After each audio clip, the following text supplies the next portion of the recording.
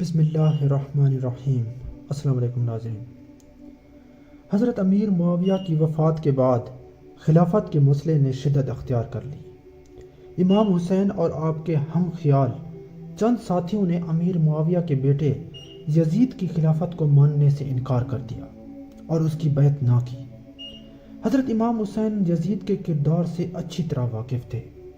وہ بہت تند خو، فاسق، فاجر، شرابی، بدکار، ظالم، بے ادب اور بے دین تھا۔ اس لیے آپ نے یزید کی خلافت کے خلاف جہاد کر کے اسلام کی عزت و عظمت کو ہمیشہ کے لیے بچا لیا۔ یزید نے تخت پر بیٹھتے ہی اطراف کے ممالک میں اپنی بیعت کے لیے مکتوب روانہ کیے۔ اسی دوران کوفہ کے لوگوں نے آپ رضی اللہ تعالیٰ عنہ کو بلایا اور یقین دلایا کہ آپ کوفہ آ جائیں، آپ کی بیعت کی جائے گی اور امت کو نااہل حکمران سے نجات دلائی جائے گی۔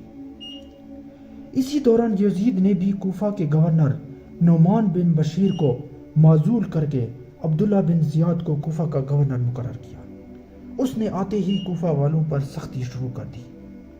ادھر امام حسین کوفیوں کے کہنے پر مدینہ سے مکہ آئے اور پھر کوفہ روانہ ہو گئے۔ مکہ کے سفر میں آپ کی ملاقات مشہور شاعر فرزدق سے ہوئی جو کوفہ سے واپس آ رہا تھا۔ حضرت امام حسین نے اس سے اہل کوفہ کا حال پوچھا۔ فرزدق بولا، اہل کوفہ کے دل آپ کے ساتھ ہیں اور تلوار یزید کے ساتھ۔ آپ رضی اللہ تعالی عنہ نے پھر بھی اللہ کے توکل پر سفر جاری رکھا۔ جب کربلا کے میدان میں پہنچے تو یزید کے فوجیوں نے آپ کو گھیر لیا اور آپ کے ساتھیوں کو کھانا پینا سب کچھ بند کر دیا۔ حضرت امام حسین کے ساتھ کل 72 آدمی تھے اور سامنے یزید کی فوج کی تعداد 5000 تھی۔ 9 محرم کو یزید نے کہا، میرے ہاتھ پر بیعت کر لو ورنہ سب مارے جاؤ گے۔ تو حضرت امام حسین نے ان سے کہا کہ مجھے آج رات کی مہلت دے دو۔ جمعرات کا دن تھا، عصر ہوئی تو آپ خیمے کے باہر بیٹھے ہوئے تھے۔ آپ کو نیند آ گئی۔ حضرت زینب بھی اس وقت ساتھ موجود تھی۔ جب حضرت امام حسین کی آنکھ کھلی تو آپ ہنسنے لگے۔ بہن نے پوچھا، یہ کوئی ہنسنے کا وقت ہے؟ دشمن سر پر موجود ہے۔ تو جواب میں حضرت امام حسین نے کہا، بہن، اللہ کے نبی خواب میں آئے ہیں اور کہہ رہے ہیں میں تمہیں لینے کے لیے آ چکا ہوں۔ اس کے بعد جب رات ہوئی تو حضرت امام حسین نے اپنے تمام ساتھیوں کو اکٹھا کیا اور کہا، انہیں صرف میری جان مطلوب ہے، وہ صرف مجھے قتل کرنا چاہتے ہیں اور تم لوگ صرف میری وجہ سے مارے جاؤ گے۔ اس لیے میں تم سب کو اجازت دیتا ہوں کہ رات کے اندھیرے میں سب نکل جاؤ، میں اکیلا انہیں سنبھال لوں گا۔ یہ سننے کے بعد سب نے کہا، ہمارا جینا بھی آپ کے ساتھ ہے اور مرنا بھی آپ کے ساتھ ہے اور آپ کے بغیر ہماری کوئی زندگی نہیں۔ اسی دوران سعید بن عبداللہ اٹھے اور کہنے لگے، اے حسین، میری ایک جان ہے جو ایک وار میں ختم ہو جائے گی۔ کاش میرے پاس 100 جانیں ہوتی تو میں ہر جان آپ پر قربان کرتا چلا جاتا۔ پھر سب نے متفقہ فیصلہ کیا کہ ہم آپ کو اکیلا چھوڑ کر نہیں جائیں گے، اور وہ رات سب نے جاگتے ہوئے نفلوں میں، دعاؤں میں اور روتے ہوئے گزار دی۔ صبح ہوئی تو حضرت امام حسین نے اپنے لشکر کو ترتیب دی۔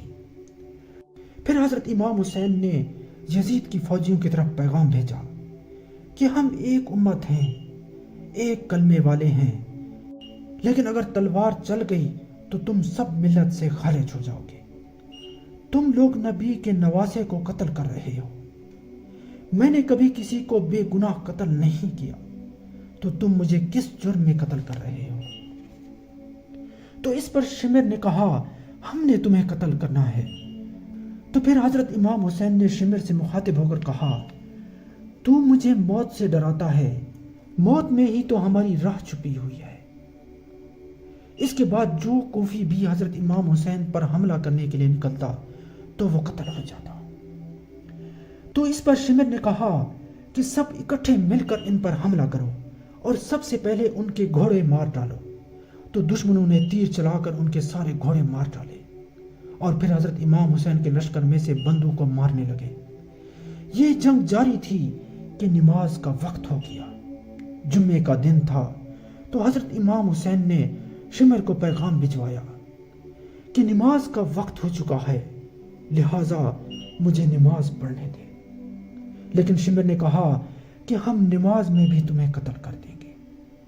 تو حضرت امام حسین نے اپنے ساتھیوں سے کہا کہ آدھے نماز پڑھو اور آدھے ان سے لڑتے رہو۔ کربلا کی مٹی سے تیمم کر کے حضرت امام حسین سمیت آدھے لوگوں نے نماز پڑھنا شروع کر دی۔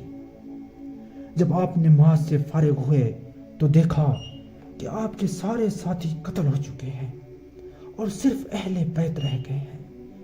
پھر دشمنان اسلام نے ایک ایک کر کے اہل بیت کو شہید کرنا شروع کر دیا۔ حضرت امام حسین بھی بہادری سے لڑتے جا رہے تھے اور ان کا بدن زخموں سے چھلنی ہو چکا تھا۔ تو شمر نے اپنے فوجیوں سے کہا کہ آگے بڑھو اور ان کا سر اڑا دو۔ تو خلا بن یزید آگے بڑھے اور آپ کے سر مبارک کو الگ کر دیا اور انہیں شہید کر دیا، اور پھر ان سب کی لاشوں پر شمر نے گھوڑے دوڑا دیے۔ مزید ایسی ویڈیوز دیکھنے کے لیے ہمارے چینل کو سبسکرائب کریں۔ شکریہ۔